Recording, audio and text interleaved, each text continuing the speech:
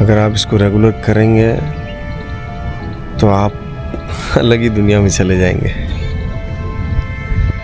इतना रिलैक्स, आपकी श्वास एकदम मध्यम चलेगी,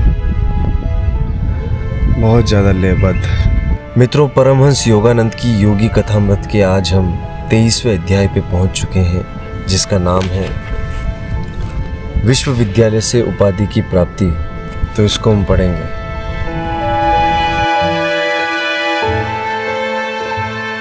मित्रों, जून 1915 को जब योगानंद जी ने कोलकाता यूनिवर्सिटी से अपनी बीए की डिग्री अपने हाथ में ली ना, तो उनकी खुशी का ठिकाना नहीं रहा, क्योंकि उनको कहीं ना कहीं लगता था कि उनकी अटेंडेंस भी पूरी नहीं थी। वो अपना ज्यादातर समय अपने गुरुदेव के आश्रम में बिताते थे और ध्यान में और इसी में रहते थे। तो कॉलेज वो जाते नहीं थे इतना, तो अटेंडेंस बहुत कम थी। उनके यहाँ के प्रोफेसर ने भी उनको कह दिया था कि तुम बीए की परीक्षा में बैठ नहीं पाओगे। तो एक दिन गुरुदेव ने उनसे पूछा कि तुम्हारा बीए का एग्जाम कब है फाइनल, उसमें कितने दिन रह गए? तो बोले कि सिर्फ 5 दिन रह गए। और उन्होंने कोई तैयारी नहीं की थी, विशेष कोई तैयारी की नहीं थी। वो तो चिंता में थे ही कि उनको लगता था कि यार मेरे तो पासिंग मार्क्स भी नहीं आएंगे। गुरुदेव ने कहा कि तुम्हारे छात्रावास में एक लड़का है जिसका नाम है रमेश चंद्र, उससे मिलो। अगर वो अभी भी वहाँ रहता है तो उससे मिलो, वो तुम्हारी मदद करेगा। और रमेश चंद्र जो था ना, वो बहुत ही मेधावी छात्र था, बहुत पढ़ने में होशियार था। तो योगानंद जी ने कहा कि उसका तो वैसे ही जो सिलेबस है वो बहुत भारी है, उसके पास तो टाइम है ही नहीं। गुरुदेव ने उनकी इस बात पे ध्यान ही दिया, बोले तुम तो जाओ, उससे मिलो, तुम्हारा काम हो जाएगा। तो जब रमेश के पास योगानंद जी गए तो उन्होंने कहा कि यार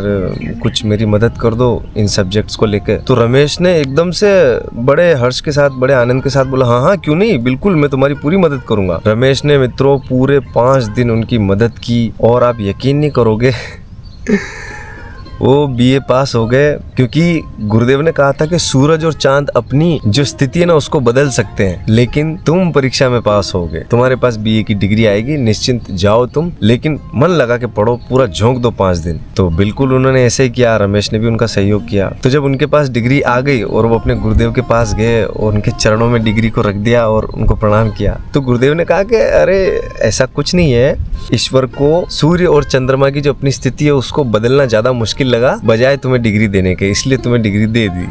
तो उनको डिग्री मिल गई बीए की। मतलब क्या ही अद्भुत बात है यार। क्योंकि मित्रों मुकुंद यानी योगानंद जी की पूरे कॉलेज के अंदर एक ही पहचान थी कि ये पागल सन्यासी है। पागल सन्यासी, पढ़ने वढ़ने का इससे इतना कोई विशेष का वो नहीं है, बस ये ध्यान में अपने गुरु के उसमें रहता है। ये ज्ञान मार्ग में, ध्यान मार्ग में बहुत अंदर जा चुका है। पढ़ाई वढ़ाई ठीक है, इसके लिए नॉर्मल है, ये कर लेगा तो ठीक है, लेकिन उनको बीए की डिग्री मिल गई, ये सबसे बड़ी बात है। मित्रों, इस डिग्री के मिलने के दरमियान और जब वो 5 दिन पढ़ाई कर रहे थे उस दरमियान सबसे खास बात जो हुई ना वो ये हुई कि रमेश जिन प्रश्नों की उनको तैयारी करवा रहा था ना, वही वो प्रश्न उनके उसमें आए। और सबसे खास दर्शन शास्त्र में उनके सबसे ज्यादा नंबर आए, क्योंकि उनको एक निबंध लिखना था कि जिस इंसान से आप सबसे ज्यादा प्रभावित हैं ऐसा कौन है, उसके बारे में लिखिए। तो उन्होंने कॉपियों पे कॉपियां भर दी अपने गुरुदेव की प्रशंसा में, और जो गुरुदेव से सीखा ना वो बहुत सी बातें उन्होंने उसमें लिख दी। और मित्रों, दर्शन शास्त्र के अंदर उनके सबसे ज्यादा नंबर आए योगानंद जी के।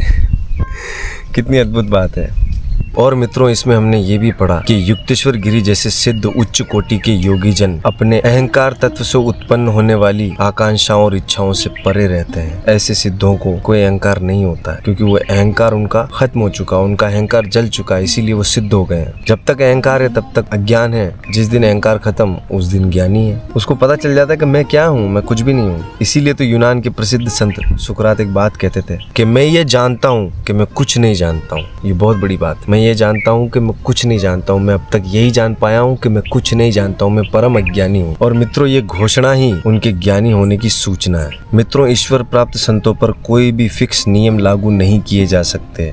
सब अपने अपने तरीके से अलग अलग होते हैं, भिन्न भिन्न होते हैं। जहाँ हमारे इस संसार में एक रेत का कण भी दूसरे कण के समान नहीं है। एक पत्थर भी आप उठा के लाओ तो उसके जैसा दूसरा पत्थर नहीं मिलेगा। दोनों का वजन अलग होगा, दोनों का शेप अलग होगा। ठीक वैसे ही कुछ संत चमत्कार दिखाते हैं, कुछ नहीं दिखाते हैं। कुछ शिष्यों को एक्सेप्ट करते हैं, उनको ज्ञान मार्ग में, ध्यान मार्ग में ले जाते हैं, समाधि अवस्था तक पहुंचाते हैं, उनको भी मुक्त करते हैं। कुछ ऐसे होते हैं, वो ऐसे विरले होते हैं कि वो किसी के सामने आते ही नहीं, वो स्वयं में खो जाते हैं, कहीं आते ही नहीं दुनिया में बाहर। तो ऐसे भी हैं, जैसे बौद्ध शास्त्रों में बताया है, हीनयान और महायान। हीनयान वो कि जिसके पास अपनी नाव है, अपना चप्पू है, भैया हम तो मुक्त हो गए, हम जा रहे हैं इस भवसागर से पार, ठीक है, हो गई बात खत्म।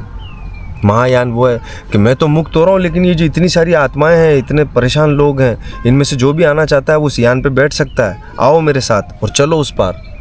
तो वो बुद्ध जैसे लोग हैं, वो महायान है। मित्रों, बुद्ध ने अपने समय में बहुत लोगों को मुक्त किया। हालांकि उन्होंने किया नहीं, उन्होंने जो बताया उसको उन लोगों ने फॉलो किया पूरी ईमानदारी से।